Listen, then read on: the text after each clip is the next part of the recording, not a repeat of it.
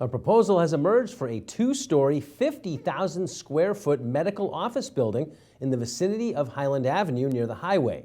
Nearby residents have raised concerns, primarily focusing on the potential effect of traffic on traffic and pedestrian safety, especially in light of other significant construction projects in the area. Municipal producer Yu Xiaowen has the report. The proposed medical office building is situated on a parcel between Cross Street and Arbor Road on Highland Avenue. Currently, the space accommodates 4 commercial buildings. According to a traffic impact study submitted by the developer, the project is projected to generate approximately 1,166 additional vehicle trips on weekdays, with an estimated 100 to 170 more during peak hours. During a recent planning board hearing, neighbors voiced their apprehensions about safety, particularly due to potential cut-through traffic on side streets, including neighborhoods on the opposite side of Highland Avenue, where families with children make up the majority of the population. Almost every home has 1 or 2 children, and they play in the streets. They ride their bikes. They are very active in these neighborhoods, and we are all very concerned for the safety of these children because cutting through these streets happens. The developer has suggested installing signage to discourage cut-through behavior on the adjacent Putnam Street. This measure is intended to keep traffic away from a townhouse community across from the project on Cross Street. Attorney Howard Goldman, representing the 12 households, not only questions the effectiveness of this solution, but also urged the board to take into consideration the additional costs this neighborhood would face to maintain their private ways. We're concerned about the signage and what's the enforcement mechanism. So if somebody cuts through, despite a sign that says don't cut through, who do they call? How do you enforce that?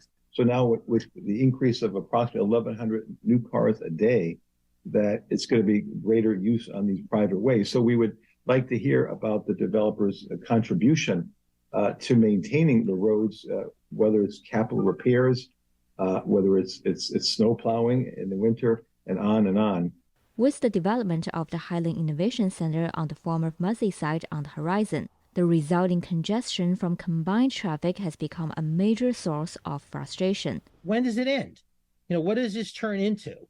And, 1,100 cars here, 1,800 cars here, 1,000 cars there, another thing there. Pretty soon you're not at 1,000, you're at 10,000 cars a day. The impact that we're having with this development, Wingate, and Muzzy Ford, I think as planners, you've got to space these out. Some board members expressed reservations about the developer's proposals to adjust the timing of traffic signals at the Highland Avenue intersection at Gouda Street and Hunting Road to facilitate the flow of vehicles exiting the project, citing potential conflicts with the Highland Innovation Center project. The Muzzy project is then going to potentially apply as well, and their traffic is coming from Gould Street onto Highland Avenue. Your traffic is coming from the other part of Highland Ave to the same intersection. You're going to want the light to be longer going this way. They're going to want the light longer going this way.